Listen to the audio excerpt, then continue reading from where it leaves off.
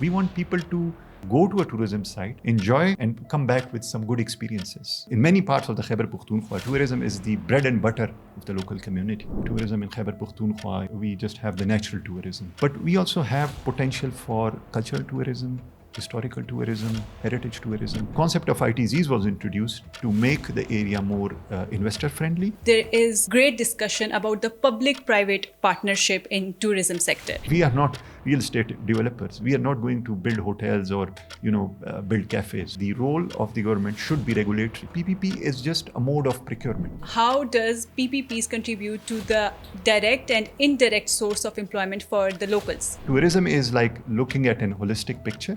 It's not just about visiting sites. We want the local people to get benefit from the development of ITZs. ITZs is not just bringing some foreign investor. How KITE has promoted public-private partnerships in the tourism sector? KITE helped us not only developing the master plans, they're also providing access to these sites. The process is comparatively very slow of PPPs and the whole process. In PPPs, you have to clearly define the risks.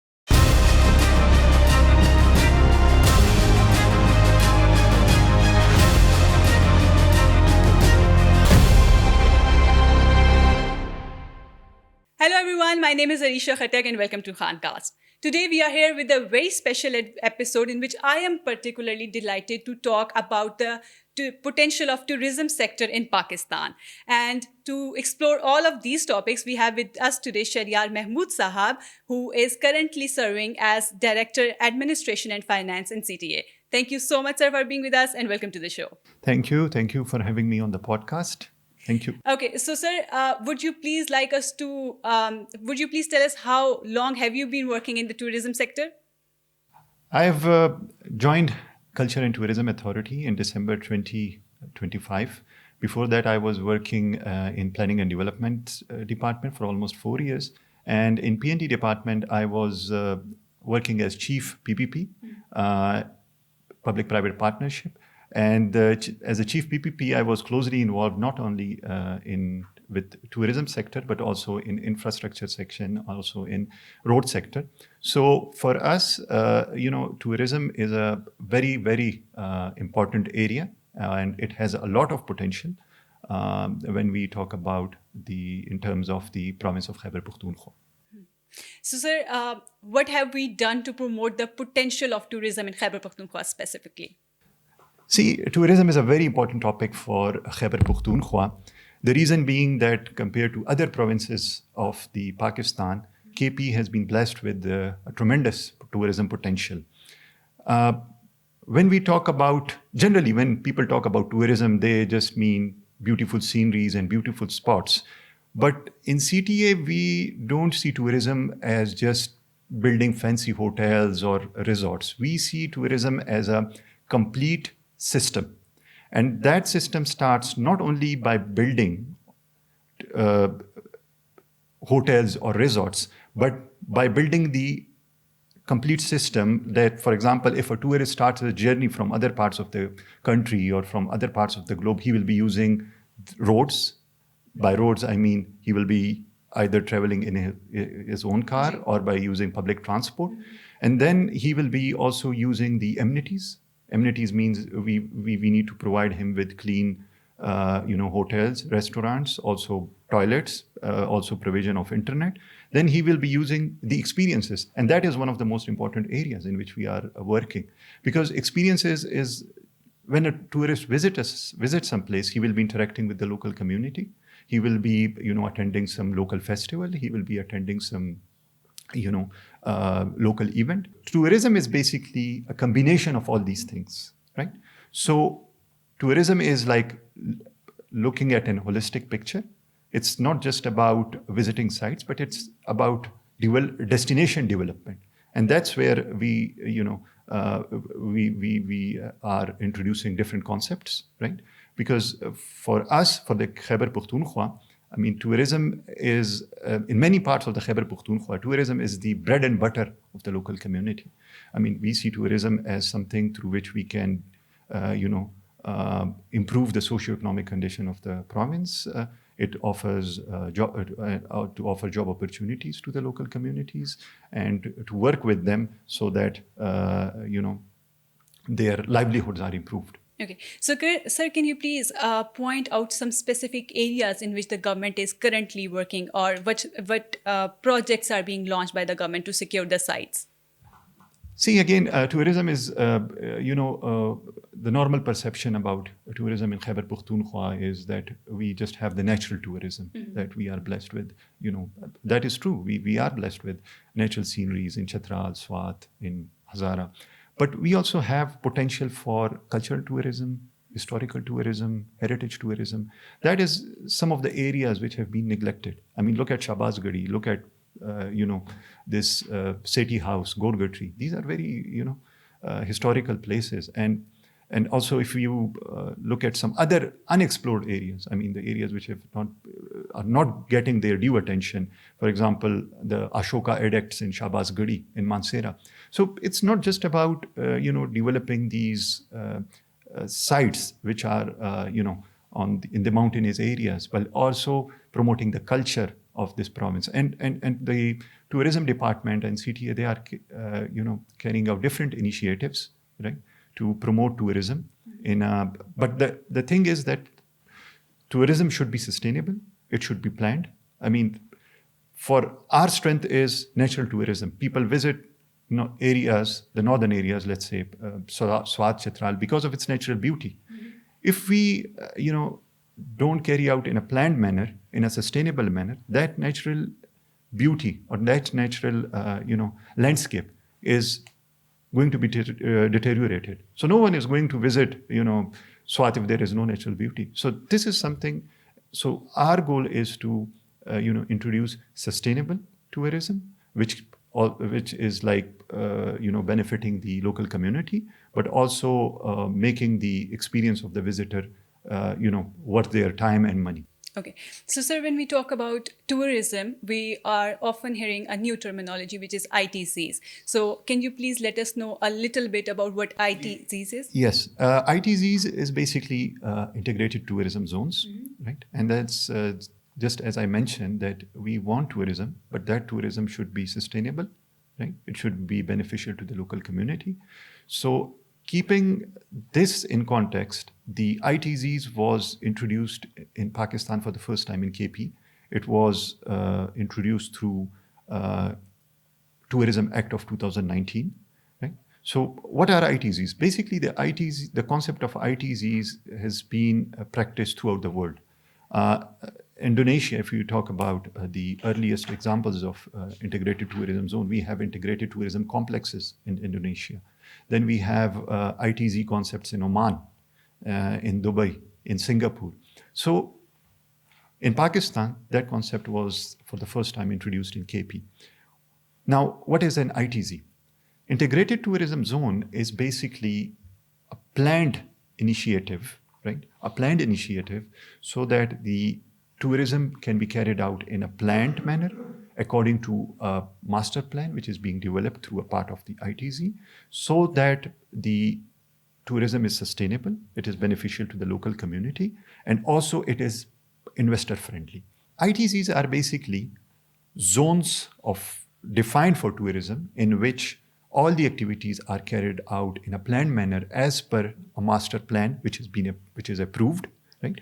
For ITZ, our apex body is Provincial Tourism Strategy Board, which is headed by Chief Minister of the Khyber Pakhtunkhwa. He is heading the PTSB, and the PTSB basically approves ITZs. Okay. Once an ITZ is approved in a particular area, then we develop a master plan for that ITZ. Then everything in that area has to be carried out under that master plan, whether it's building a hotel, whether it's building a theme park, whether it's building a park or just roads, the sewerage system, the sanitation system. So it's basically one solution, a one window solution for all the development of that area. And obviously, the concept of ITZs was introduced to make the area more investor friendly, because one of the issues which the investors often report are that there are duplication of regulatory frameworks. So what we have done in ITZs, that we have introduced one single regulatory framework. When the provincial government declares an area as an ITZ, there are certain exemptions to some already existing regulatory rules and laws. For example, if an ITZ is declared, the forest ordinance, I'm just giving you an example, the forest ordinance will cease to exist in that area. Some aspects of the Local Government Act will cease to exist in that area. The Mineral Act will cease to exist in that area. So the whole area, the whole tourism zone will be governed under the ITZ regulations. So this is, something which is very much encouraging for the investor. And the idea behind is to attract investors because, as we have said, the role of the government should be regulatory. We are not real estate developers. We are not going to build hotels or, build cafes. We are going to provide the environment. We are going to see the government is going to provide the environment, the regulatory framework, and then the private investors. They are going to come and invest their money. Okay, so sir, is it a pilot project yet, or we have implemented it in some areas? No, it's not a pilot project. ITZs as a concept, as I said, dates back to 2019. Yeah. And then we had a World Bank funded project, KITE, right, which carried out the master plan for 4 tourism zones. We have a tourism zone in Tandiani. Then we have 3 ITZs currently, one in Ganul, Mansehra, one in Madaklash, Chatral, and the other is in Mankyal, Swat, District Swat. So we have these 3 ITZs plus 1 tourism zone. And the Galiat, the Tandiani tourism zone, it has been already, the expression of interest was floated. We have a private partner, and the contract for developing that tourism zone has already been awarded to a firm. So that's a major success story for the concept. And then we are also in the process of, finalizing the arrangements for ITZ Ganul. We are carrying out the, transaction, finalizing the transaction structure for Ganul. And then we have Mankyal and Madaklash, in the pipeline. At the same time, as I mentioned earlier, that it is not just our job to, develop the tourism zones commercially by building hotels and stuff. We are also going to provide access. And KITE is currently working on, the rehabilitation or construction of roads to Tandiani and also to Mankyal. Okay. So, sir, you talked about KITE. When we talk about tourism, there is a great discussion about the public-private partnership in tourism sector. So, can you please shed a little bit light over public-private partnership in tourism sector? Yes. So that is a very important area on which the provincial government is currently working. It's not just about tourism sector, but also in other sector as well. So, what are PPPs? PPPs are long-term contractual agreement between the public partner, in this case, the provincial government, and a private party, right? So there are certain obligations on the public partner and also on the private party. So when they enter into a contractual agreement, that agreement is known as the public-private partnerships. Right? So, sir, when we talk about tourism, there is a larger debate going on between the public-private partnership. So, can you please shed a little bit light over why the government is now more focused on PPPs? Yes, this is a very priority sector for the current provincial government to promote PPPs. PPPs, public-private partnerships, are basically long-term contractual agreements between the public partner, which in this case is the provincial government, or one of the departments of the provincial government, and the private partner. So when we talk about PPPs, PPP is just a mode of procurement, right? Okay. It is just how we, select a private partner to deliver a certain service. For example, in traditional projects, what we used to do, for example, if we are building a road, right, the government would announce, tender of that road, and used to hire a contractor, and the contractor was used to build that road and then hand it back to the provincial government, and it used to, operate or maintain that road. PPPs are different. In PPPs, what happens is that basically the private partner, right, the finances, in most of the cases, the finances are provided by the private partner. For example, if I have a chunk of land, right, and I want, a private partner to come and develop that land.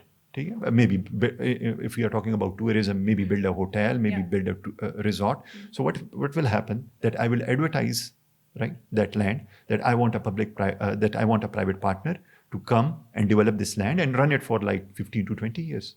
So this is, in simple words, this is PPP. This is how they attract the investors. Yes, exactly. Okay. But how is it different from traditional procurement? In traditional procurement, so what happens in the traditional procurement? For example, design and build, right? A consultant will come, it will design a particular building, a contractor will come, he will build the building or hospital or school, whatever it is, and then it will be handed over to the government and it will run it through subsidies. If it's a hospital, if it's a social sector project, then the whole responsibility of running that, it will fall on the provincial government or the public partner. Yeah. What happens in PPPs is that I am giving land to the private partner. The private partner will come, right? It will develop that area. It will construct. It will invest its equity or maybe take a loan to build that, develop that place. And once it's developed, the private partner will run it for, let's say, 15 to 20 years. He will recover his, not only his investment, but also get some profit out of it. And then that asset will be handed back to the public partner. So in a way, it's just, what we have done here is, we have given the responsibility of constructing, of developing, that place to the private partner. And why we are doing it? Because it has been observed that the private parties, they have a greater, incentive to bring innovation, right? Because if I'm giving, let's say I'm a private partner and I'm given a land, what will I try? I will try to maximize my profit out of that land. So what will I do? For example, if there is a public partner was going to construct it, he would say, okay, I want to construct a 2-story hotel. And I would say, no, I want to construct a 10-story hotel because I want to maximize my profit out of that. So what happens is that when we involve private partners, they will, bring their own innovation, their own skills. And it has been, we have observed that the private partners are very good at it because they are commercial entities. Government is not a commercial entity. Private partners, whether investors, they are here for, maximizing their profits. So this is, in simple words, this is how PPPs work. It's a contract. So how does PPP help achieve sustainability in tourism projects? Because that is also a very important part of such projects. Yes, agree. This is something which I will be, as I said, the private partner, when he comes with the investment, his objective is to maximize his investment, right? But no, we are not going to allow that, right? Because if we are going to allow that, it will be like, he will be trying. Why would a private partner want to have a green belt in his own tourism zone? Why would he want a park? Why not just make it a concrete jungle? No.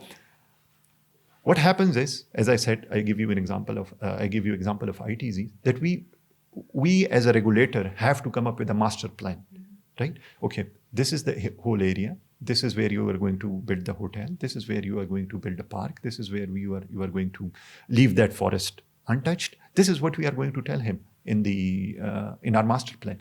And being the regulator, we have to enforce it because, if we don't enforce it, right, then there is no point of having an ITZ because the purpose of ITZ is sustainable and planned tourism, right? So by inviting PPPs or a private partner, we have to keep a check on him. Otherwise, it might go wrong. Yeah. So what are some opportunities for the private partners to come and contribute to the tourism sector in Pakistan for them? As I give you an example of tourism zone Thandiani, right? So in tourism zone Thandiani, there was a land of around 400 canals. That was basically the Galiyar Development Authority floated the EOI for hiring of selection of a private partner to develop that 400 canal tourism zone, right? So then there was, a technical qualification, and then finally a private partner was selected. So when the private partner was selected, now the contract has been awarded. He will be developing that whole tourism zone. He will be building hotels. He will be building, theme parks, everything.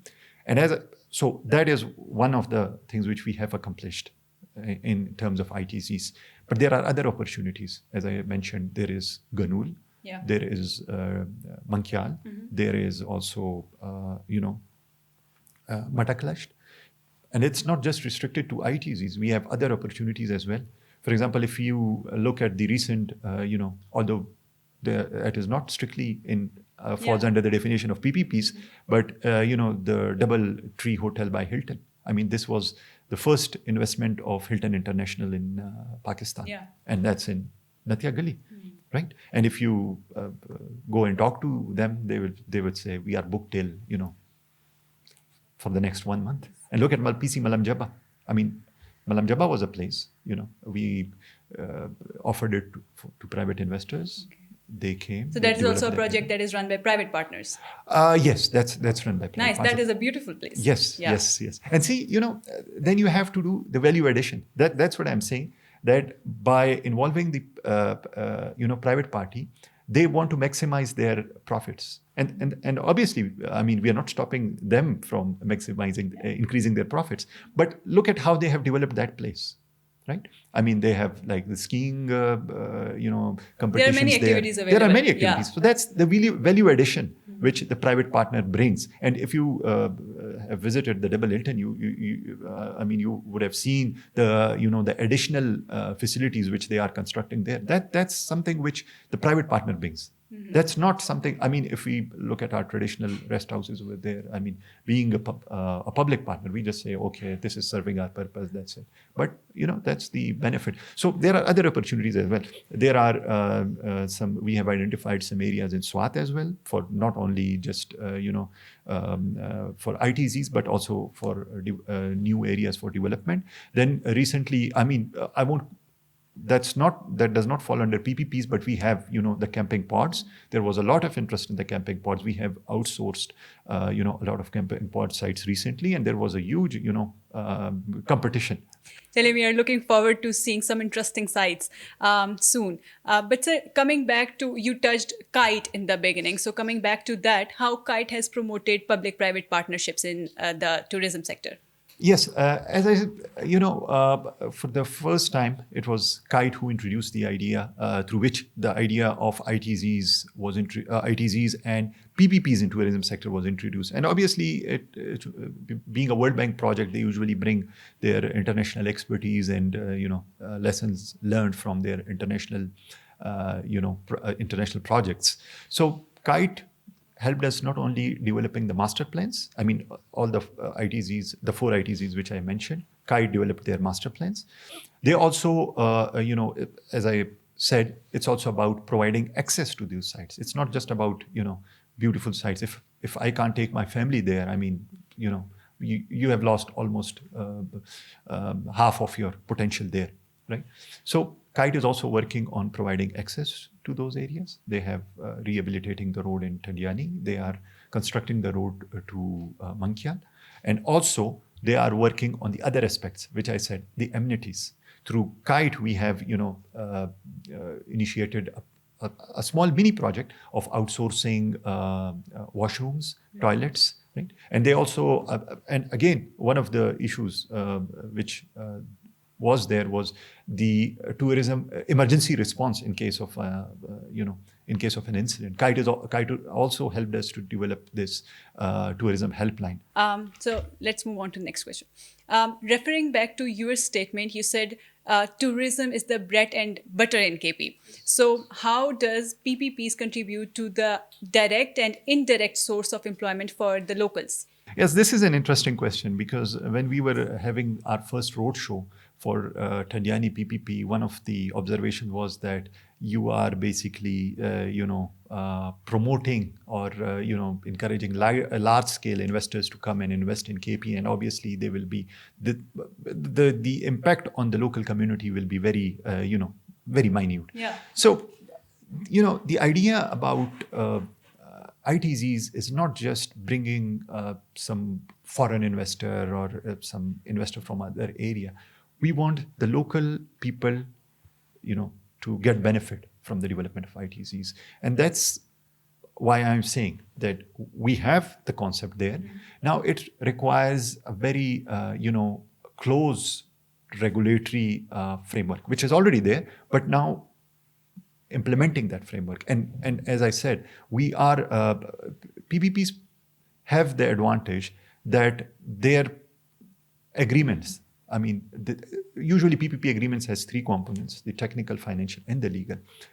The legal agreement, or the legal part of the agreement, is the most delicate agreement. So we have to make it right? So a lot of effort usually goes in making or writing these agreements. And that's why PPP projects are usually slow to start, because you have to make sure that, because you are giving it for like 30 to 40 years, the concession period, which we normally refer to as in PPP projects. So you have to be very careful. You have to make sure that the investor who is coming, from other parts of the country, or even from this part of the country, but maybe not belonging to that particular area, provides, livelihood to the local community, and also, the local community. What we don't want is a small, isolated enclave, right? For example, if I say, okay, I'm inviting a private partner, and he needs to develop this 100, canal land. That's it. He will develop this 100 canal land. It will be probably, an island, a kind of an island, right? A development island, right? It will be, barricaded, or maybe it will be fenced, and the people will come from other parts of the country, and they will be just residing in that, in that small particular enclave, but they will not be, interacting with the local communities. We don't want that. We want the local community to benefit from that. And that's why the idea of ITZ should not be just confined to these small pockets, but it should be, expanded to the whole, valleys. So, and if we expand it to the whole valleys, it will also be, maybe hotel is something in which we might not find an investor from that particular area. But what about retail shops? What about guides? We can have the local community involved in maybe establishing a retail shop, maybe acting as a tourist guide, maybe acting as a driver. So the idea is that it's not just about, establishing these pockets of,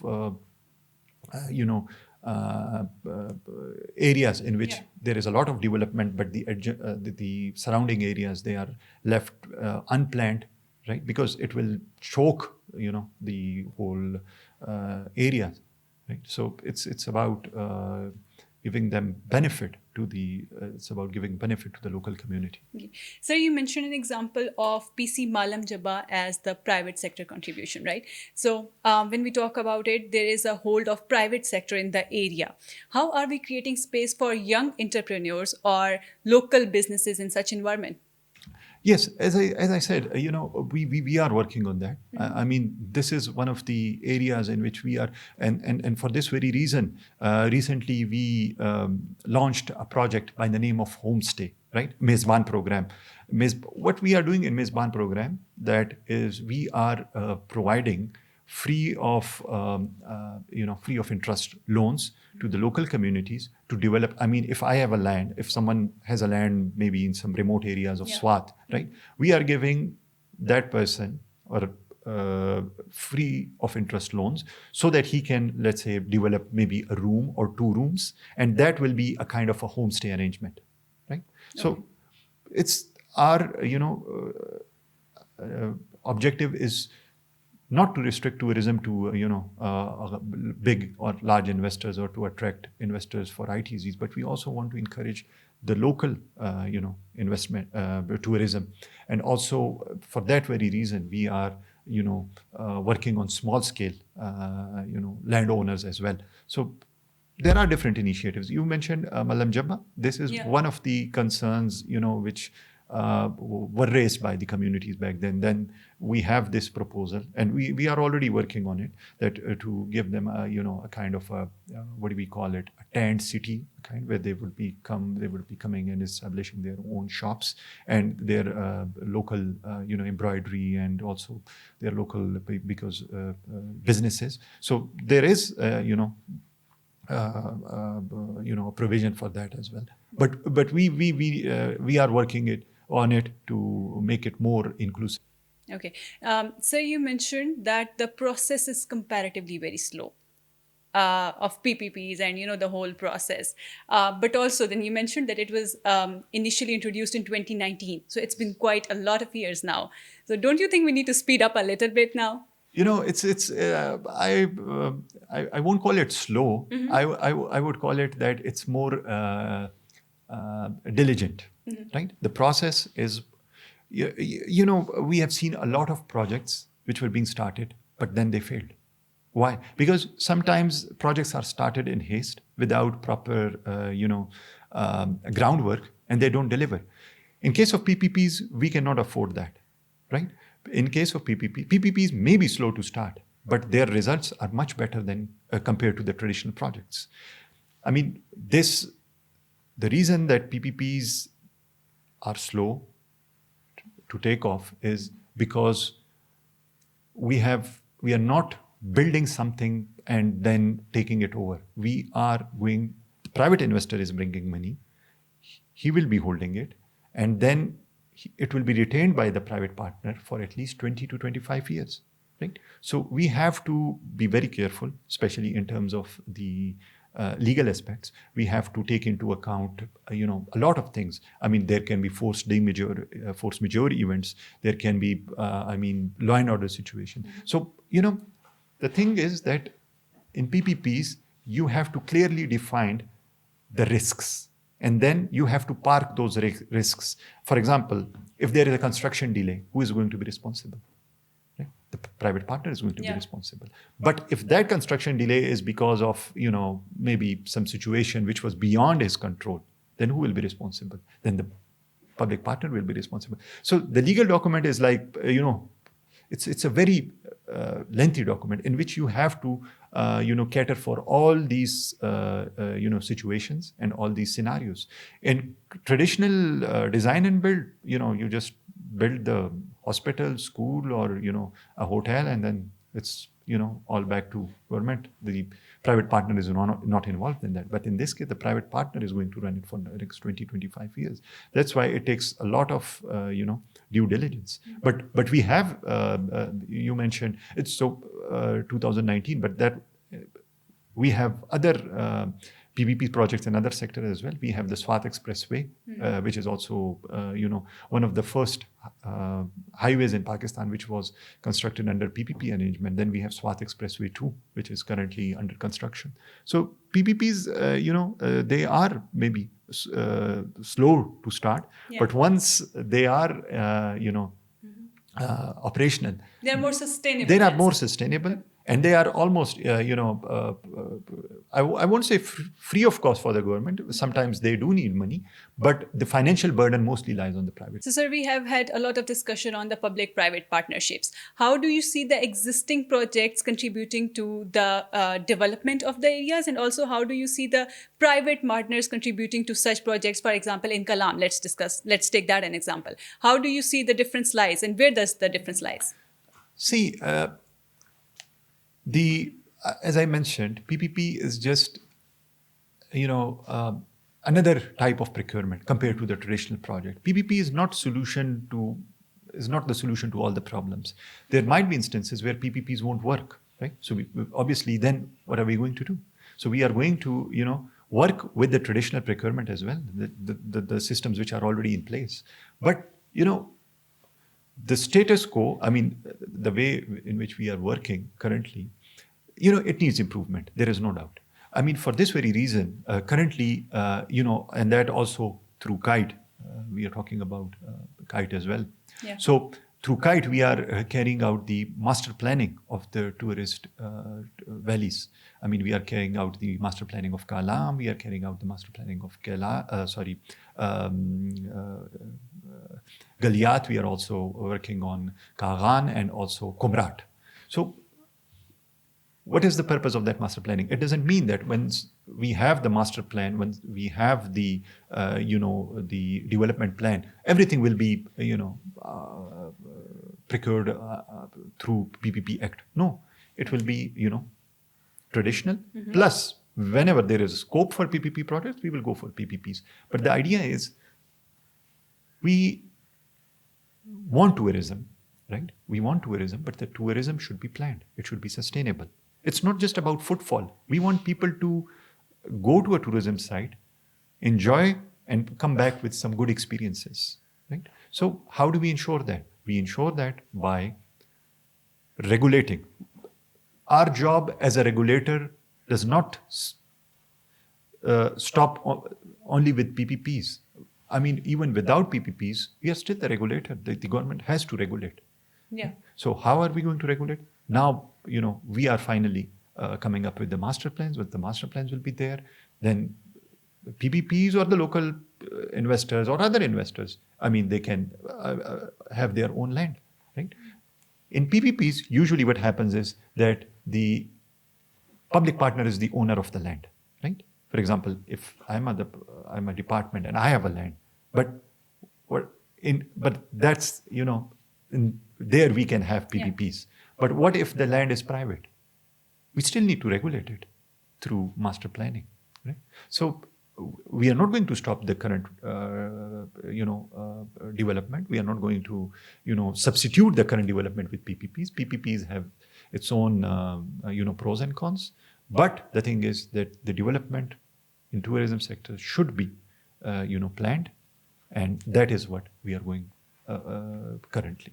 What we are doing currently. So, how successful have we been in planning all of these things so far? Yes, as I said, that's the master planning is currently underway. Okay. Right? Of all the tourism valleys. Similarly, the regulatory functions, the different authorities, the regional authorities, also CTA, they are carrying out the the regulatory functions efficiently. Galiyat GDA has recently, been working on the sewerage system and the solid waste management system. Similarly, as a representative of CTA, I can say that the hospitality services, the licensing and registration of hospitality service, that responsibility is with CTA, and we are currently doing that. We are visiting hotels, we are visiting restaurants for registrations, for ensuring that they have a minimum standard there. So we are doing that, but PPPs, it's a completely different ballgame. Okay. So where does the KITE come in? Are these projects being launched under KITE? No, it's KITE gave us the platform. Okay. Right? Yeah. So KITE was, I would say, a launching pad, right? So, but now, initially, when KITE provided us with the technical expertise, it provided us with the financial resources. But now, there are other players or other donors as well. Working in this area, and also the provincial government itself is investing to develop these planned tourism zones, not only just tourism zones, but also the current areas, just to regulate it, the development, and plan the development. Okay. Sir, whenever we talk about tourism, there's a very little discussion about the environment. So how does PPP contribute to protecting the environment? Yes. As I mentioned earlier, that most of the tourism in KP is natural tourism. That's obviously an environment, it's nature and environment. They are one and the same thing. So if we, don't, deteriorate the environment or the nature, then we will lose the tourism, right? So not just about PPPs, but as I mentioned, the master planning, which is being currently carried out, it is, there to ensure that the environment, is being taken care of. that it should be, the development should be sustainable, not only in terms of financial, but also in terms of environment. It should not degrade the environment. It should not, affect the scenery, the natural landscape, the greenery over there. And in PPPs, it's very easy to do, because, as I said, in PPPs, it's the whole regulatory responsibility lies with the provincial government. It's one, the private partner, if it's there, it's one person. Yeah. And you have to ensure, and he's already bound to develop that area as per the master plan. So in PPPs, it's much easier to cater for the environment compared to the if a private person, not a partner, but a private person is developing a tourism resort or or a hotel on his own land. So different initiatives are being taken currently, not just regarding to preserving the environment, not just regarding PPPs, but also in the outside PPP, ambit as well. Lastly, we would like to bring in the economy as well, because we cannot forget the fiscal constraints that we have. So how does these projects impact our economy? One of the advantages of PPPs is that it reduces the fiscal burden on the public partner, on the provincial government. For example, let's say if the provincial government has to develop this tourism zone of 400 canal in Tandiani, I mean, imagine, we don't have the resources, right? It's not just it's a project worth billions. Mm-hmm. But the private partner, he can, inject his own equity. He can get loan from the bank. So what we are getting a tourism zone, right? Okay, we have provided the land, but we are not investing anything to develop that tourism zone. It's the private partner. Mm-hmm. So what happens? We get a tourism site. We get, the socioeconomic benefit from the tourism, but without any burden on our financial resources. So PPPs, and it's not just about Pakistan. Worldwide, PPPs are being adopted because the innovation or the efficiency of the private partner, and also because most of the financial burden is shifted on the to the private partner. But if it's a infrastructure PPPs, if it's a social PPP, like building a hospital or school, then obviously the story is different. But here we are talking about. So yes, it has a very positive impact on reducing the fiscal burden on the provincial government. Sir, how does public-private partnership contributes to different sectors in tourism? For example, cultural tourism, or when we talk about adventure tourism. Okay. As I mentioned earlier, KP is blessed with tremendous tourism potential. And by tourism potential, we do not only mean the natural tourism, right? It's also the cultural, the religious, and also the heritage tourism. Adventure tourism has a lot of, it has emerged as a very new sector, in a kind of a new sector in tourism, but it's not unknown in our parts of the country, especially if we look at the summits in K2 and also the Nanga Parbat, also they are in GB. But also, if we talk about our cases of adventure tourism, we had this Tirchmir festival last year. Yeah. And the Tirchmir, summit was arranged after 75 years, and it was sponsored by KPCTA. And there were two climbers, all Pakistani summit, and two climbers who were able to, reach the top of the Tirchmir.